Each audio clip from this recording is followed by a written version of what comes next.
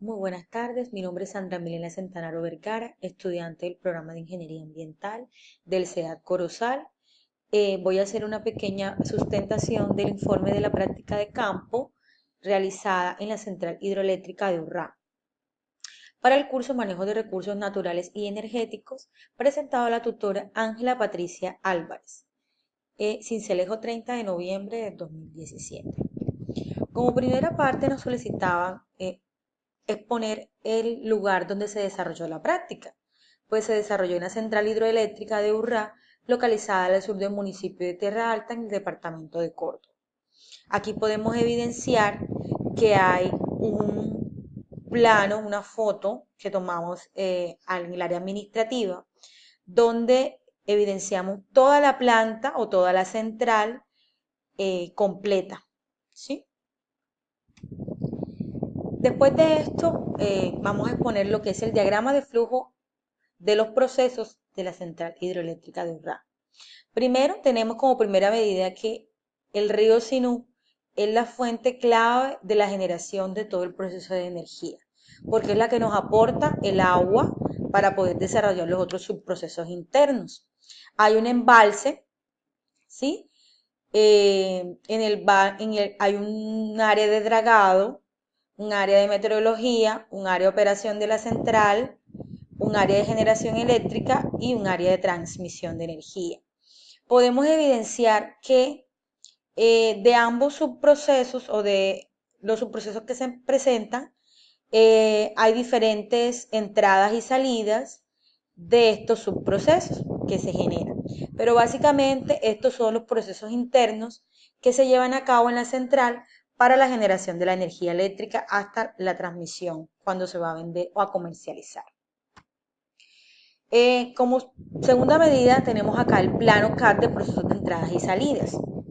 Podemos evidenciar que acá hay una parte más completa de las partes internas que comprometen el proceso de generación de energía eléctrica en la central.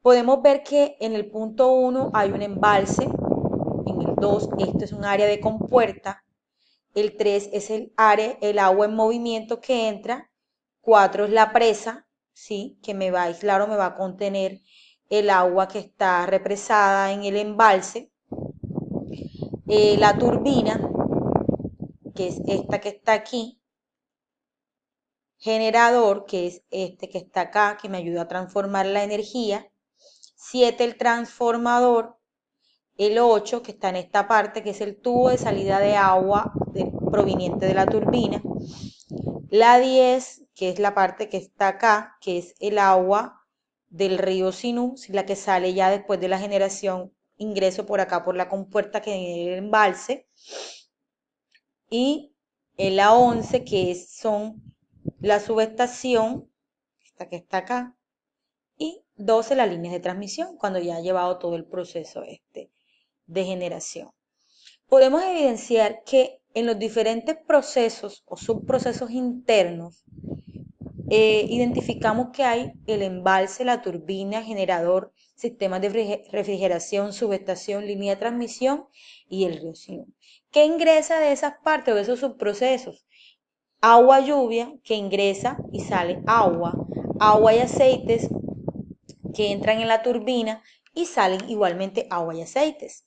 En el generador, información y energía y sale energía eléctrica. Agua del embalse a 27 grados centígrados en el sistema de refrigeración, y sale agua a 30 grados centígrados. Energía en la subestación, que es esta 11, y entra energía y sale energía, ya a toda la parte de las líneas de transmisión. Energía y que ingresa a la línea de transmisión y sale también energía.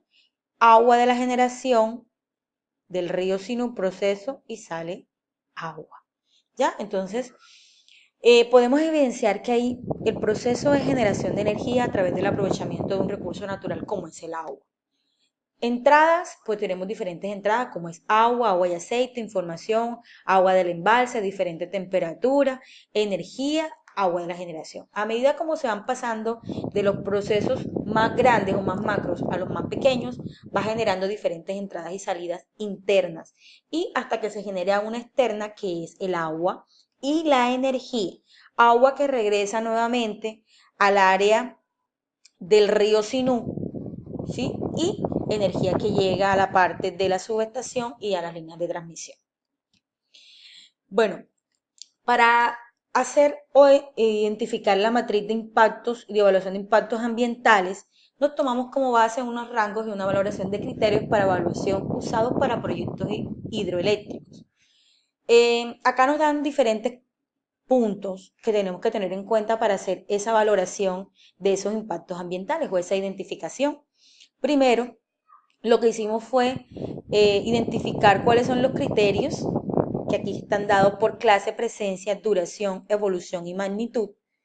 Hay diferentes rangos de acuerdo a la caracterización del criterio y hay diferentes valores de acuerdo a los rangos, ¿ya?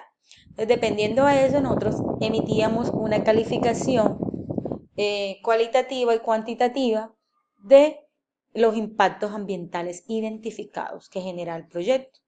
Entonces, acá tenemos una tabla que es de calificación de impactos, aquí, y podemos mirar que hay diferentes rangos, que va de menos 2.5 hasta más 7.5, donde el menor es irrelevante y el mayor es muy significativo o grave. Bueno, ahora sí tenemos acá nuestra matriz de evaluación de impactos ambientales, la cual identificamos varios impactos ambientales. Primero, aumento de la probabilidad de inundaciones por toda la parte de que nosotros represamos agua y la naturaleza, pues algo que el ser humano hasta en las más grandes edificaciones falla. Puede haber una probabilidad de inundación por rebose, o sea, que se pase el cauce o el límite de rebose normal del área de embalse. Identificamos una adecuación del área del embalse, que puede haber debilidades en esto, almacenamiento del material de construcción, manejo de combustible, riesgos de la población aledaña, reducción de disponibilidad de aguas superficiales, contaminación atmosférica, contaminación acústica, aumento de índices erosivos del suelo, poca calidad del agua, deterioro al paisaje natural y generación de empleo. Bueno, aquí lo miramos a ver que habían diferentes ítems o varios criterios que nos muestra la diapositiva anterior, donde podemos evidenciar que hay diferentes criterios como en esta parte podemos destacar que hay la C que significa clase, la P que significa presencia, la D duración, la E significa evolución y la M magnitud. Y esta es la CA significa calificación. Entonces, de acuerdo a la tablita que mostramos anteriormente, nosotros calificamos de acuerdo a lo que pudimos observar durante la visita. Y notamos que moderado hay la adecuación del área del embalse. Los demás criterios son irrelevantes, o sea, tiene un criterio de calificación menor de 2.5. Nosotros después de que evidenciamos, hicimos el recorrido por toda la central hidroeléctrica e identificamos todos los procesos internos de generación y de aprovechamiento, tanto internos como externos, de recursos naturales, propusimos dos propuestas de mejora o de optimización de recursos. Primero, aquí tenemos una evidencia fotográfica que ellos aprovechan o tienen bastante generación de bastante generación de materia orgánica, como son restos de hojas de árboles, y ellos hacen bastante lo que son las podas. Entonces, generan residuos sólidos biodegradables. ¿Qué actividad podemos identificar ahí? Podas, rocerías y limpieza de zonas verdes. Identificación del impacto, el impacto que puede generar esto, emisión de gases, afectación de la cobertura vegetal. ¿Cómo podemos hacer nosotros ahí control?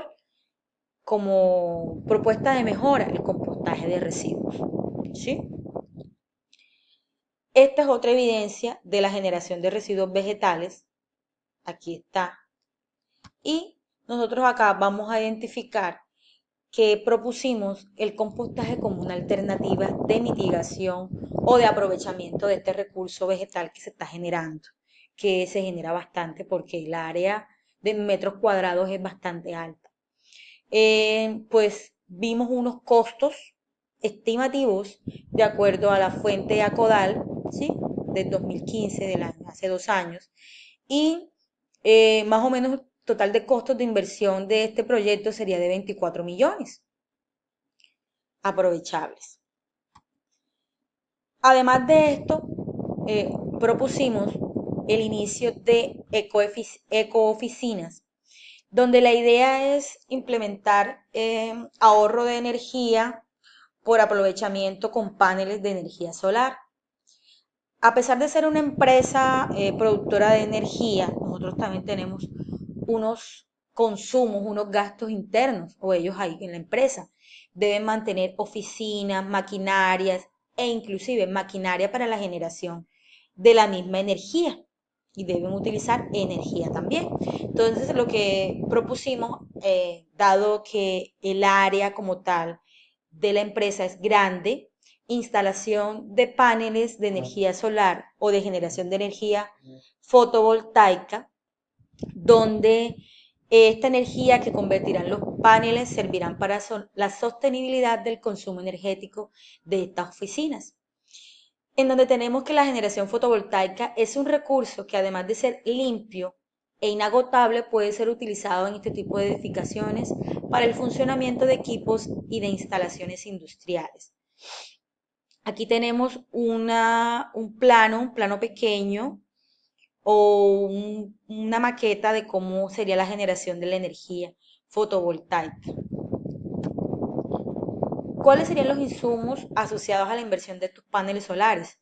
Pues dijimos que hay varias especificaciones de lo que se necesita para la instalación y aproximadamente hay un costo de 86.615.198 millones de pesos.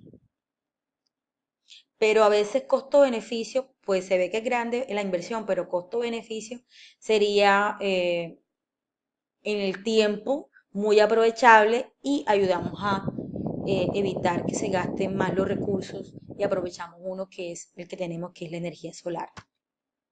Aquí tenemos registros fotográficos de la visita por diferentes áreas de la empresa.